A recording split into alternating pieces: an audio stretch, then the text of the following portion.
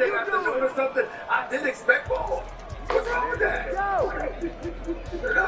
Go ahead, Tim. Get it in. That's it. No, I'm going to get in on this, because you're right. I have been high on Dallas since the acquisitions at the trade deadline, since they found the chemistry between Kyrie and Luka, and Kyrie has looked energized and into it, and he looks like, he wants to be out there every night. Here's the problem. I'm just going to call them out. They don't play hard enough. They don't play hard enough. It's that simple. They do not lay it on the line defensively the way you have to be considered a legitimate contender. They have everything they need offensively every single night to go toe-to-toe with any team in this league because of the way that Luka controls the game as a scorer and passer and the supplemental offense they get out of Kyrie, and they got more than enough shooting. They got bouncy legs in the middle now. They got everything you need offensively. They just gave up 127 points a game in the last 5 games. They don't compete on the defensive end of the floor to the extent that you need to, plain and simple. And if they don't, absolutely right, both of you. They can lose in the play-in. They can lose in the first-round series. If they can just leave a little more skin on the floor, they have an opportunity to truly challenge to get to the Western Conference Finals. If they do it. If they don't, they go home early, and it's just a bunch of gaudy numbers that guys are putting up every night that doesn't mean anything. All right.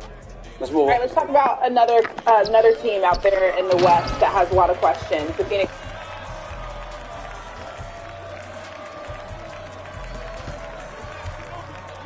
First of all, I got to wonder about their health all the time. Bradley Beal, Devin Booker, Kevin Durant have only played 23 games out of the 61.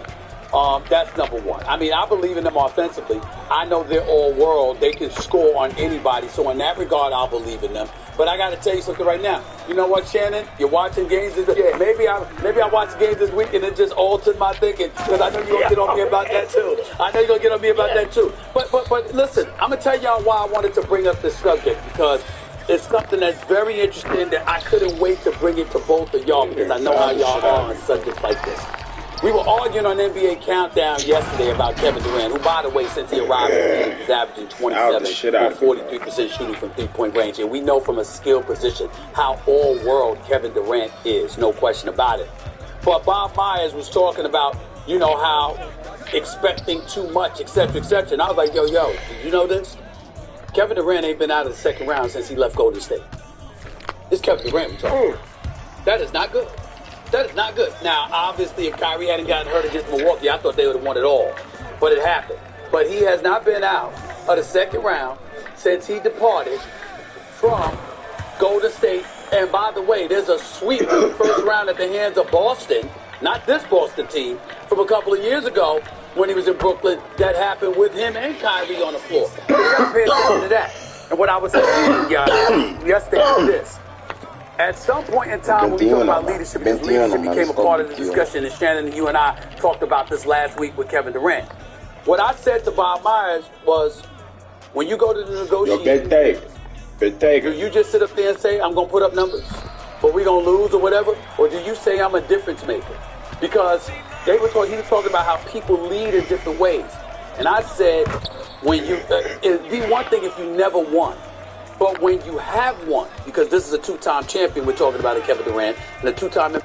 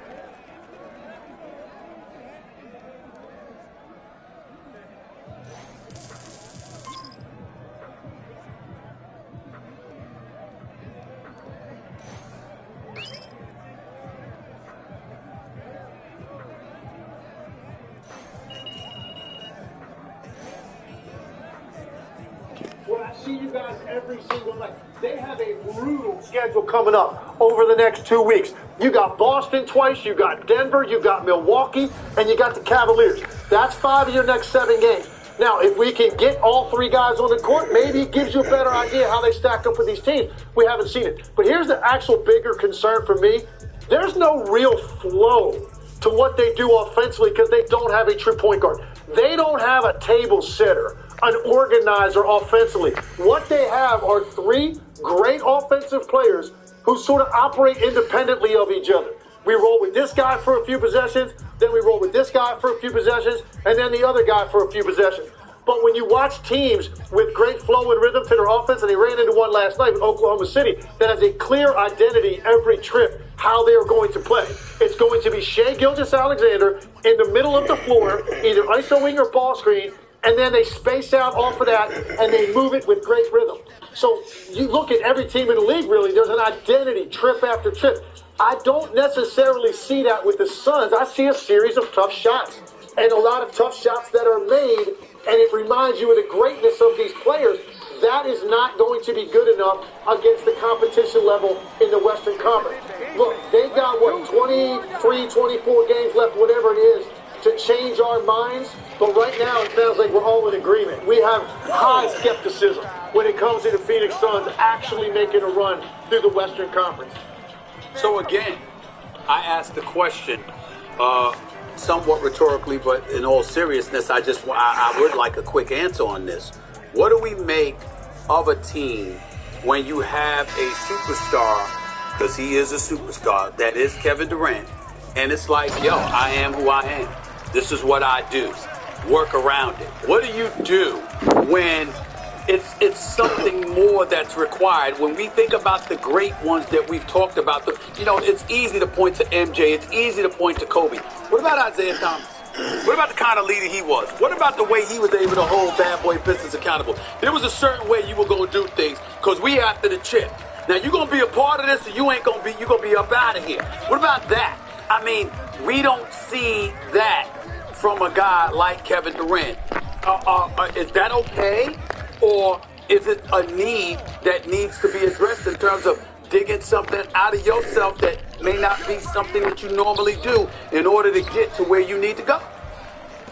Stephen A., I look at Kevin Durant's situation like a relationship. When you're getting in a relationship with a woman, accept them as they are, not how you wish them to be.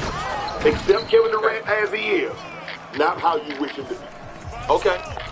Yeah, and I would echo it saying this, Stephen A. At this stage of Kevin Durant's career, you're not going to see a change in that regard. Kevin Durant's always carried himself like, I'm going to show up and play and do what I do, and that's going to be good enough because of this exceptional talent. Yeah, and maybe in this case it would require more.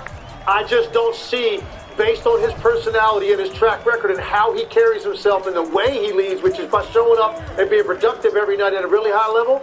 That's how he does it. It might not be enough in this situation, but I don't think you can expect change at this point.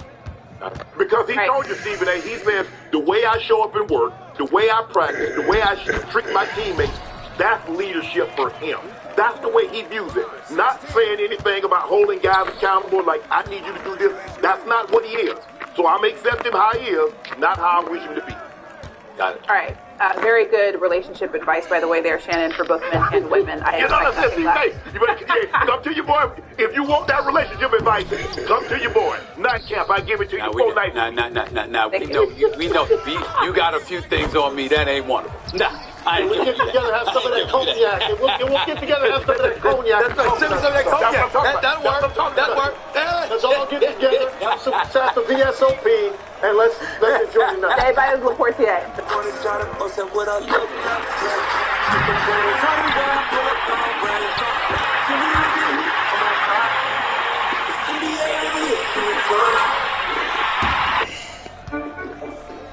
Tonight's dinner, it's going to be great. With McCormick.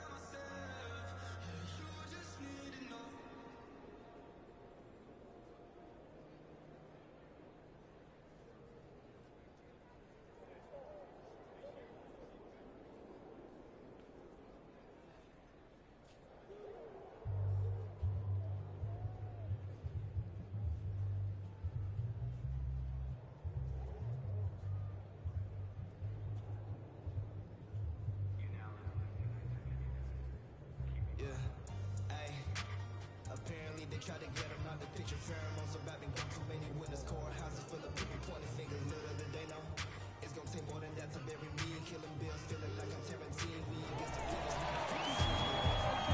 man, what up? What's up, Clay? I hear you.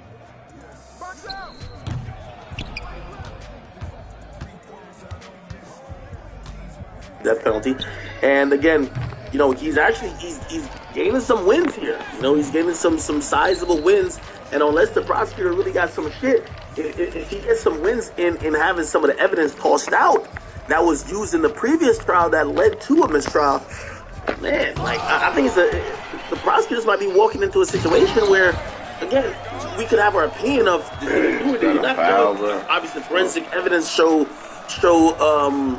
that someone did do it that was sitting in the seat and this and third, and people say it's likely that he did it, but the prosecutors can't afford to lose again. They can't, and they're going to have to take the first one as a loss. Yes, a mistrial in this case is a loss because they have spent probably hundreds of thousands of dollars to go in this trial against him, and for them to do it again, if they don't win this one, it's like at that point you might as well officially drop the charges.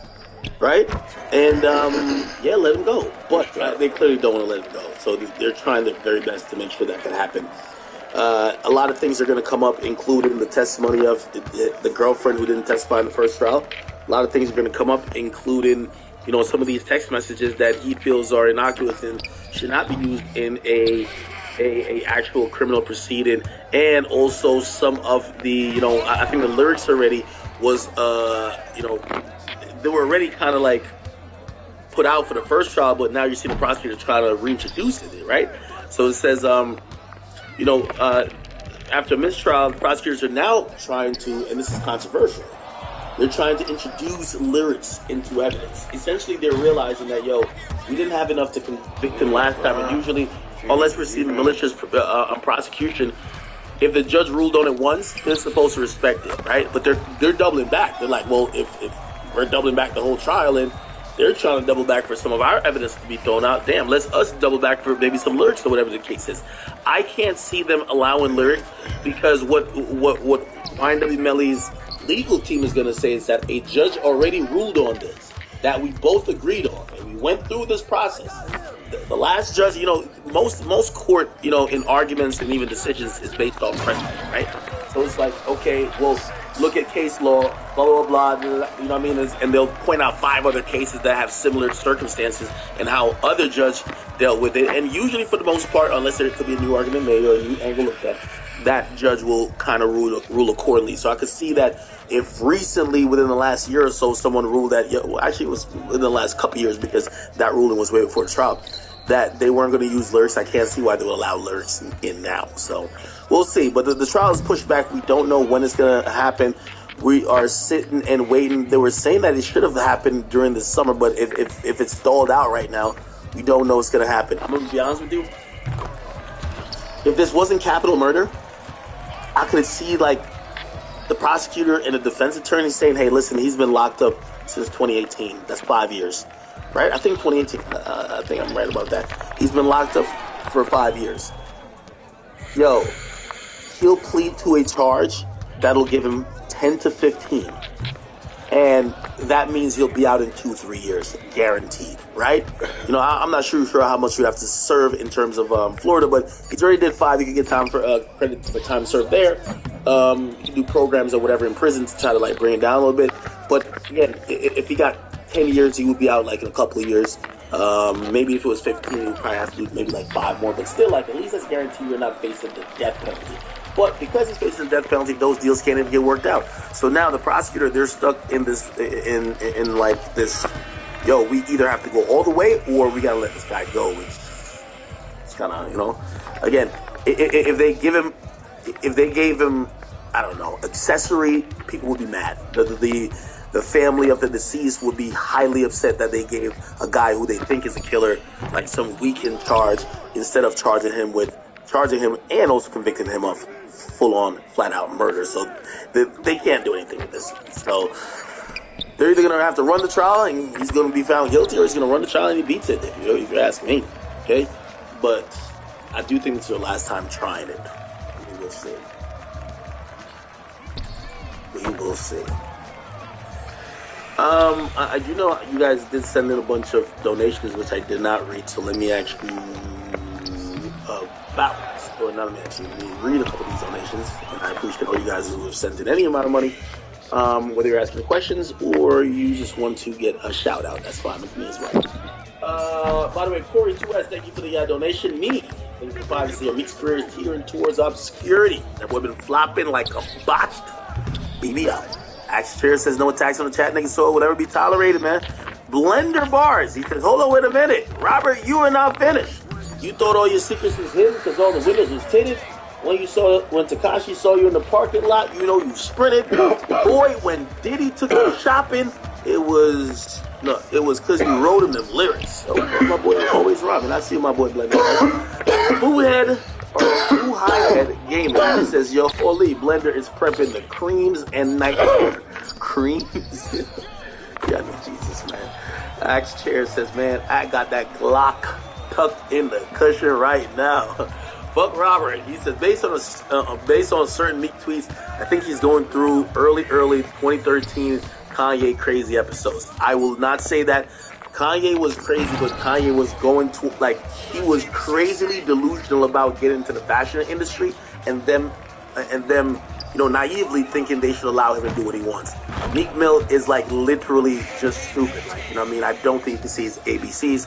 If you ask him to count to 100, he'd probably top out about 13 or 14. I just don't think he's smart. There's no bigger plan. There's no grandmaster plan. He's not trying to get into tech. He's not trying to get into fashion. He's just trying to get into a special ed class. I'm sorry to tell you about that. Diddy sent in $5 donation. He said, I stood behind Meek, and I said, take that, Playboy. Chad Colonel, thank you for the 5. He says, yo, flop.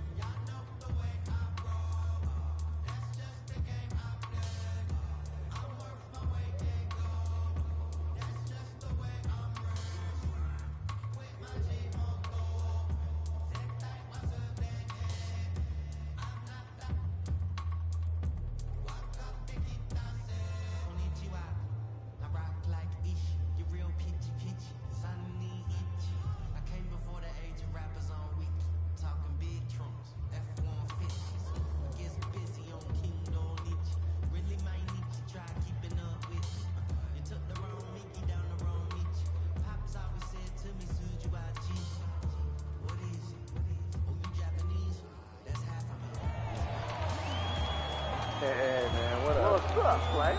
I hear you.